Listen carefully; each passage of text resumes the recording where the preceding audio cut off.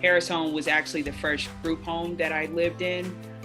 Previous to that, we were temporarily staying with a distant relative.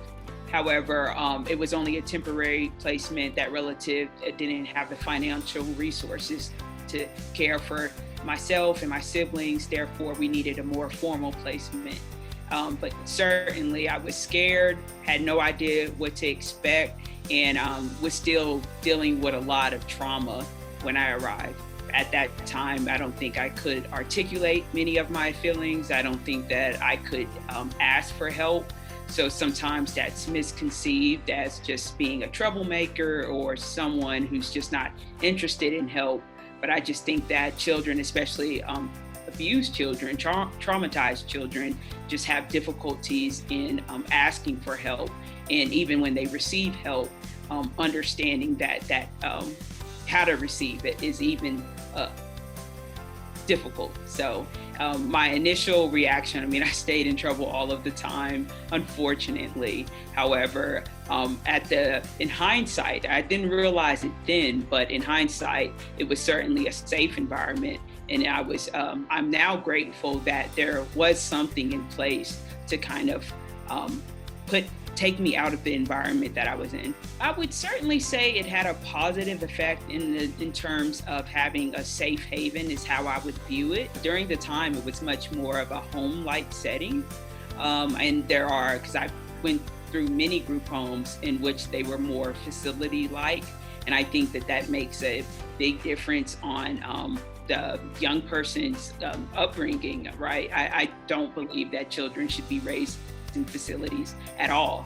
And I know the challenges in making sure that there are enough houses, right? That's always an issue. However, even if it's in a group setting, that those settings should mimic or at least try to emulate home settings as much as possible.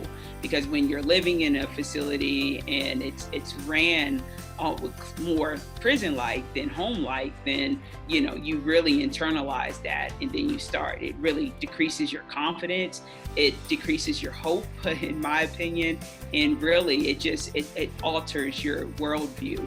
So I think that's important. But certainly at the time, it was more home-like. And we learned a lot of skills and they taught us a lot of skills that I had never been exposed to.